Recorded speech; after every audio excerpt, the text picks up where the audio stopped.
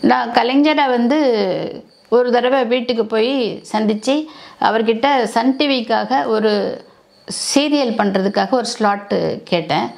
உடனே அவர் வந்து ஒத்துக்கிட்டு அந்த ஸ்லாட்டுக்கு எனக்கு டைம் ஒதுக்கி கொடுத்தாரு.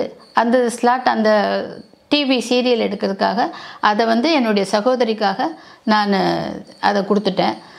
என்னால் செய்ய முடியாதனால அவங்க அதை செய்தாங்க. அதுக்கப்புறம் நான் கலைஞரை வந்து என்னுடைய கணவர் அவர் ஃபங்க்ஷன்களில் நான் பார்த்துருக்கேன். அவர் வந்து 90 ஏக்கர் நிலத்தை வந்து பெப்சிக்காக அப்போது நன்கொடையாக கொடுத்தாரு.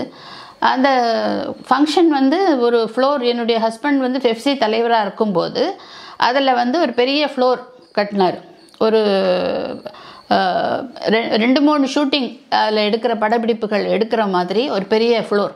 அந்த ஃப்ளோர் செலவுக்கு வந்து ஒரு 5 கோடி அப்படி செலவாகிருக்கும். அந்த ஓப்பனிங்க்கு, அந்த ஃப்ளோர் ஓப்பனிங்க்கு என்ன இவரை அழைச்சிருந்தாங்க. ஆனால் அவர் போக முடியாத காரணத்தினால நான் போனேன் அந்த ஃபங்க்ஷனில். ஆனால் அப்போ வந்து ஆட்சி வந்து மாறி இருந்தது. டிஎம்கே ஆட்சி கிடையாது, ஏடிஎம்கே ஆட்சி தான் இருந்தது.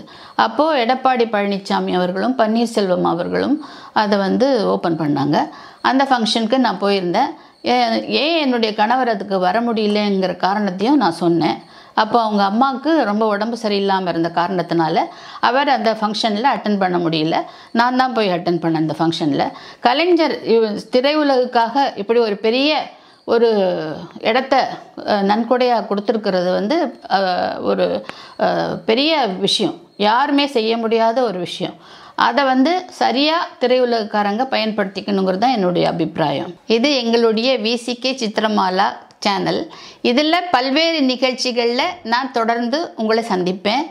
நீங்களும் அதை பார்த்து மகிழலாம். நன்றி, வணக்கம்.